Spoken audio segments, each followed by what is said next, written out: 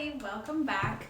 I was kind of hoping that I was going to be able to do this video after meeting with my fertility doctor, but I'm actually meeting with her on Tuesday. Today's Friday. So next week when we see each other, there's going to be tons of updates regarding baby number 3 prep. But I actually want to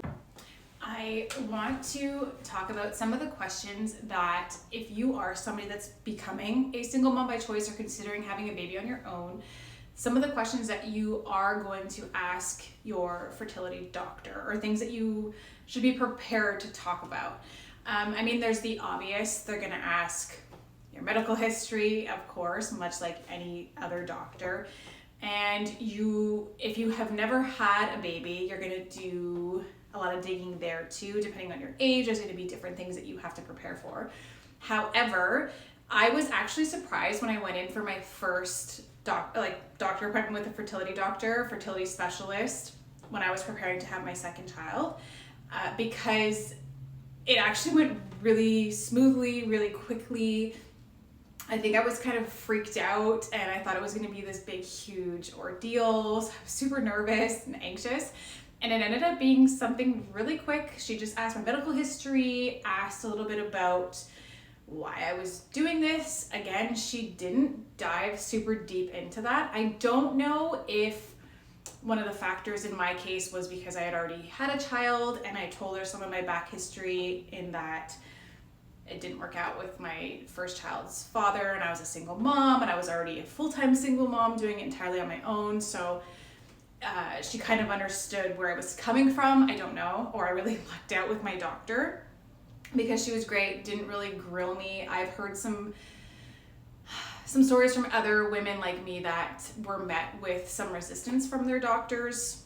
Again, not my case. I was very lucky, and I advise all of my clients and my girlies in the Single Mom Mindset program to absolutely find another doctor. If there's a doctor that's making you feel uncomfortable, who's kind of doubting your choice or making you just feel uncomfortable in any way, find another doctor. There are other doctors. There are fantastic doctors, much like mine, who will listen to you and make you feel safe and comfortable with this decision. And that's how you should feel on a journey like this one. You should feel empowered and excited.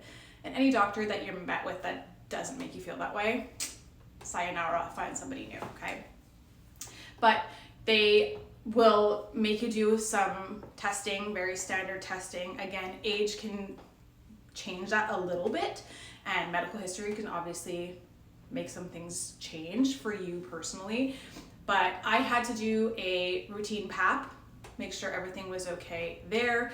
We had to do a few other testing. I'm going to insert them here so you can see the list that I personally had to go through. And again, not everybody is exactly the same. I'm in Canada, in Quebec more specifically, and these were the things that I experienced. I know sometimes it could be a little bit different, but for the most part, you're going to expect these things, okay? But you're going to have to ask, have they worked with single moms by choice before? Okay, because that's going to be a good way to measure if they're kind of experienced and are rooting for you and are going to really support you through this journey. And I want to actually backpedal a little bit and dive into my why. I think it's really important because there are women that will reach out to me and ask why I chose to do this, because maybe they're considering doing it and if I have any regrets or anything like that. But I want to just paint a better picture for those of you that don't know, and even the people that have been around for a long time on other platforms and such. I don't know that you know everything. So we're gonna really dig in, and you know that I was engaged to marry my first child's father. However, you don't know that he absolutely is an unfit parent. There was a lot of trauma there. We don't have to get into the specifics. And although I was able to prove in court, family court, that he is an unfit parent and he is not safe and he is not to be trusted, the judicial system really failed us, failed my daughter especially. And he still got access, he still had visitation, supervised at one time, that changed. It was an ongoing traumatic experience, honestly. And anyone who is a parent that has experience with co-parenting or trying to co-parent with someone who is not only a narcissist but is a danger is really traumatic. And the court system really ties the safe parent's hands, and there's only so much that you can do, and it's really up, okay? Because it's in us. It's a biological response as a loving, caring, safe parent to protect your child. It's instinctual. You can't change that, okay? And as a mom to my baby, being unable to protect her and feel as though she was safe was the worst experience I've ever had in my life. And I've been through some shit, okay? But that, when I think back of a horrible time in my life, that's numero uno, okay? So we got through that. Insane legal bills. God, I'm still paying for legal fees and testing and things that had to be done. So like that's still an expense. Nearly 5 years later, okay, when that finally chapter closed, okay. 5 years later, still paying for that because it was an insane amount of money, okay. But I would pay it again if it was to make sure that my daughter is safe, and she is, and thank God, I thank God every day, okay.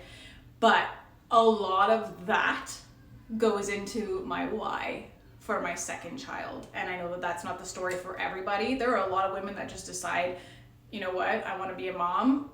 I don't have romantic love right now and I'm not willing to settle. And I know that I want to be a mother. And unfortunately, with motherhood, time does run out if you want to biologically, carry your own child.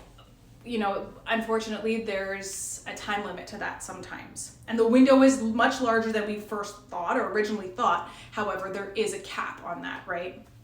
But finding romantic love can come whenever. There's no limit for that, right?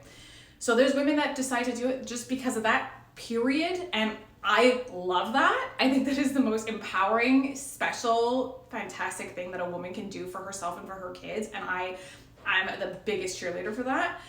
However, that's not what brought me initially to the choice of choice motherhood. But with that being said, I wish I was like those other women that just found that, you know what I mean?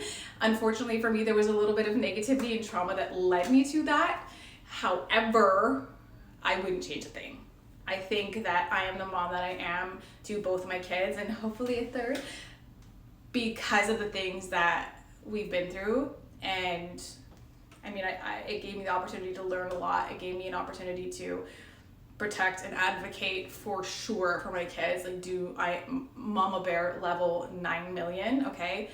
Because I know what it's like to feel like there's nothing I can do, and the truth being that there was nothing that I could do. And yeah, I'm so glad that now I'm so blessed and lucky that I'm able to be full-time mama to both my kids. They're with me all the time, full-time. I know that they're safe.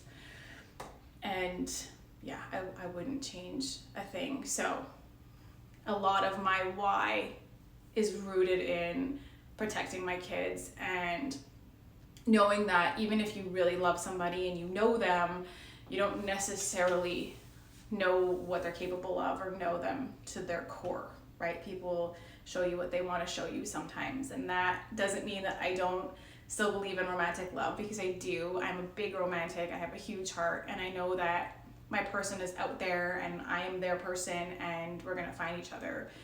But I want my family. I love being a mama, and being a partner, romantic or wife or whatever, that's gonna come. It's just not right now, and that's okay. But yeah, that's a little bit more about my why. If you have questions, drop them and I'll answer them next week along with the fertility video.